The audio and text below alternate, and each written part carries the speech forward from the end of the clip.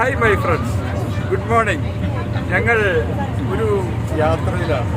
യാത്ര എന്ന് പറയുമ്പോൾ ഷിപ്പ് യാത്ര. ഈ ഷിപ്പ് യാത്ര ബംഗാവിയിൽ നിന്നും കോലാലംപൂരിലേക്കാണ്.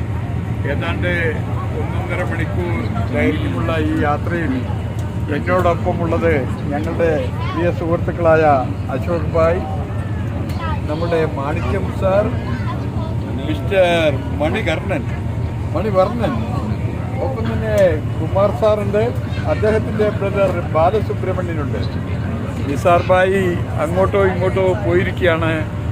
യാത്രയിൽ ഞങ്ങൾ 2-3 ദിവസം ലങ്കാവിയിൽ എല്ലാ സ്ഥലങ്ങളും എല്ലാം സന്ദർശിച്ചു.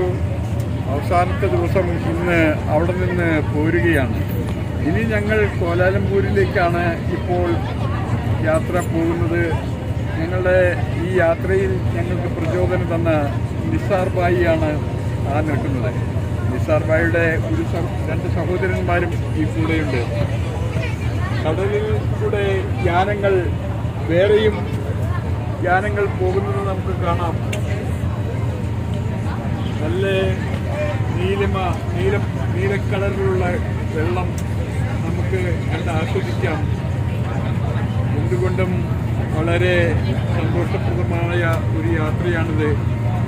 ഇപ്പോൾ ഈ നൗക സഞ്ചരിക്കുന്നത് ഏതാണ്ട് 53 കിലോമീറ്റർ സ്പീഡിലാണ്.